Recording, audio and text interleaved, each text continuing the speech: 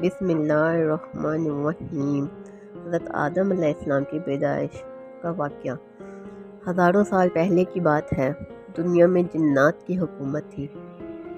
یہاں خون ریزی تھی، دنگا فساد تھا، نافرمانی اور کفر و شرک کا گلگلہ تھا۔ نیکی بہت کم تھی، بدی بہت زیادہ تھی۔ خالق کائنات نے جنات سے دنیا کی حکومت لے کر ایک دوسری مخلوق کو دینا چاہی تاکہ جنات کا غرور خاک میں مل جائے۔ اللہ تعالیٰ نے فرشتوں کو اطلاع دی کہ میں زمین پر اپنا خلیفہ بنانا چاہتا ہوں جو اختیار و ارادے کا مالک ہو اور میری زمین پر جس قسم کا تصرف کرنا چاہے گا کر سکے گا اور اپنی ضروریات کے لیے اپنی مرضی کے مطابق کام لے سکے گا۔ گویا وہ میری قدرت اور میرے تصرف و اختیارات کا مظہر ہوگا۔ فرشتوں نے جب یہ سنا تو حیرت میں رہ گئے اور اللہ کے حضور بطور سوال عرض کیا، اے خدائے بے نیاز، کیا آپ ایسے کو پیدا کرنا چاہتے ہیں جو زمین کو فساد اور خود نریزی سے بھر دے گا؟ یعنی فرشتوں نے اس نئی مخلوق کو جنات پر قیاس کیا اور وہ یہ سمجھے کہ نئی مخلوق بھی جنات کی طرح بے حد سرکش اور نافرمان ہوگی۔ وہ بولے کہ ہم جماعت ملائکہ آپ کی تسبیح و تحلیل کے لیے کافی ہیں؟ اللہ تعالیٰ نے جواب دیا، آدم علیہ السلام کے پیدا کرنے میں جو حکمتیں ہیں تم ان سے واقف نہیں بلکہ ہم ہی خوب جانتے ہیں۔ سورۃ بقرہ میں اللہ نے اس بارے میں آیات نازل کی ہیں۔ یہاں یہ بات قابل ذکر ہے کہ انسانوں میں بھی نافرمانی اور ظلم کا مادہ ہے، لیکن یاد رہے کہ وہ جنات کے مقابلے میں کم ہے۔ فیصد کا فرق ملحوظ رہنا چاہیے۔ یوں سمجھنا چاہیے کہ انسان ایک ایسی مخلوق ہے جو فرشتوں اور جنات کے بیچ کے معتدل مخلوق ہے۔ اللہ تعالیٰ نے آدم علیہ السلام کو مٹی سے پیدا کیا اور ان کا خمیر تیار ہونے سے قبل فرشتوں کو اطلاع دی۔ سورۃ بقرہ میں ہے، اے ملائکہ، میں زمین میں ایک خلیفہ بنانے والا ہوں۔ آدم علیہ السلام کا خمیر مٹی سے گوندا گیا اور ایسی مٹی سے گوندا گیا جو نت نئی تبدیلی قبول کرنے والی تھی۔ جب یہ مٹی پختہ ٹھیکری کی طرح آواز دینے اور کھنکھنانے لگی تو اللہ تعالیٰ نے اس جست خاکی میں روح پھونکی۔ ابھی روح ناک کے نتنوں سے داخل ہو کر دماغ تک پہنچی ہی تھی کہ آدم علیہ السلام کو چھینک آئیں۔ اسی وقت آدم علیہ السلام کو اللہ پاک کی طرف سے الہام ہوا کہ اس چھینک کے جواب میں الحمدللہ کہو۔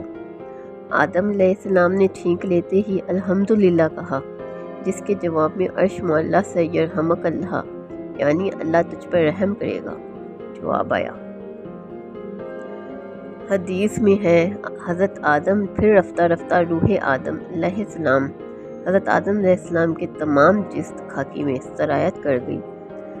یوں وہ مٹی کا پتلا یک بیک گوشت پوست ہڈی پٹھے کا زندہ انسان بن گیا اور ارادہ، شعور، حس، عقل اور جذباتی جذبات کیفیات کا حامل نظر آنے لگا۔ اور اللہ تعالیٰ فرماتے ہیں، آدم کو اللہ نے سارے نام سکھا دیے۔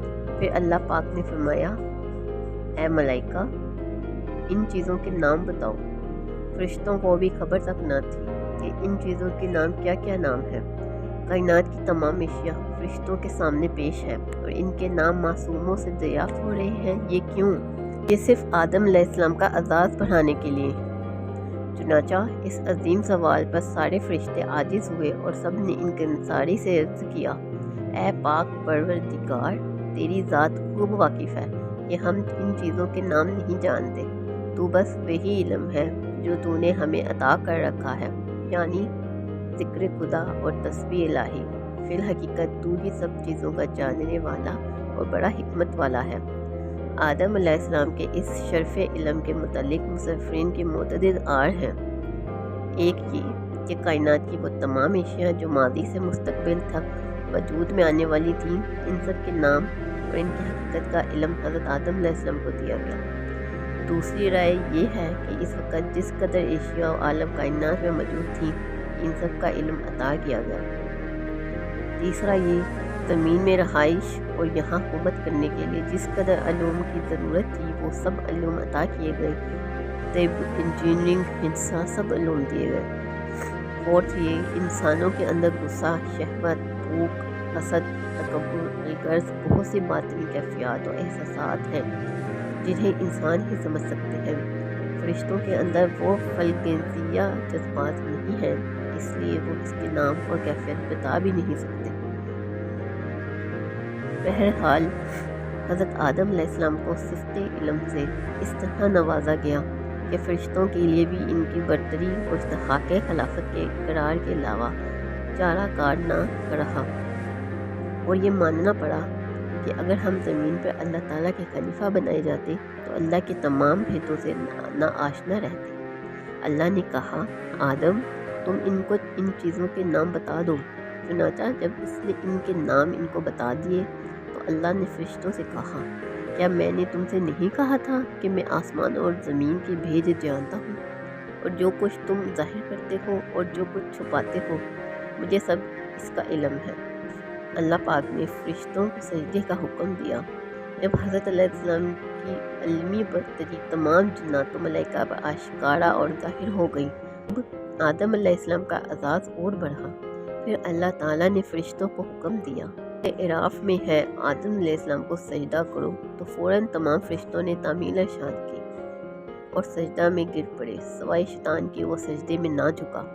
اس اعراف میں ہے، اور ہم نے تمہیں پیدا کیا، پھر تمہاری صورت بنائی، پھر فرشتوں سے کہا کہ آدم کو سجدہ کرو، چنانچہ سب نے سجدہ کیا سوائے ابلیس کے، وہ سجدہ کرنے والوں میں شامل نہ ہوا۔ حجر میں ہے، ہم نے انسان کو سڑے ہوئے گاڑے کی کھنکھناتی ہوئی مٹی سے پیدا کیا، اور جنات کو اس سے پہلے ہم نے لو کی آنکھ سے پیدا کیا۔ اور وہ وقت یاد کرو جب تمہارے پروردگار نے فرشتوں سے کہا تھا کہ میں گاڑے کی کھنکھناتی ہوئی مٹی سے ایک بشر کو پیدا کرنے والا ہوں، لہٰذا جب میں اس کو پوری طرح بنا لوں اور اس میں روح پھونک دوں تو تم سب اس کے آگے سجدے میں گر جانا۔ چنانچہ سارے کے سارے فرشتوں نے سجدہ کیا سوائے ابلیس کے کہ اس نے اس سجدے کو کرنے والوں میں شامل ہونے سے انکار کر دیا۔ سورہ کاف میں ہے، اور وہ وقت یاد کرو جب ہم نے فرشتوں سے کہا تھا کہ آدم کے آگے سجدہ کرو، چنانچہ سب نے سجدہ کیا سوائے ابلیس کے، وہ جنات میں سے تھا، چنانچہ اس نے اپنے رب کے حکم کی نافرمانی کی۔ کیا پھر بھی تم میرے بجائے اور اس کی ذریت کو اپنے رکھوالا بناتے ہو، حالانکہ وہ سب تمہارے دشمن ہیں۔ ان آیات سے یہ بات واضح ہو گئی کہ انسان پہلے دن سے ہی انسان ہے۔ یہ نظریہ کہ انسان پہلے بندر یا کچھ اور تھا، ارتقائی مراحل طے کرتے ہوئے انسان بن گیا، بے بنیاد نظریہ ہے۔ ڈارون کے اس نظریے کے ملحدین نے ہاتھوں ہاتھ لیا، لیکن جدید تحقیقات اور آثار قدیمہ سے یہ بات ثابت ہو چکی ہے کہ انسان پہلے سے ہی انسان رہا ہے۔ ارتقاء انسانی علم و شعور میں ہوا ہے، انسان کی ساخت اور قالب میں نہیں۔ اللہ تعالیٰ نے انسانوں سے ہزاروں سال پہلے ایک مخلوق آگ سے پیدا کی۔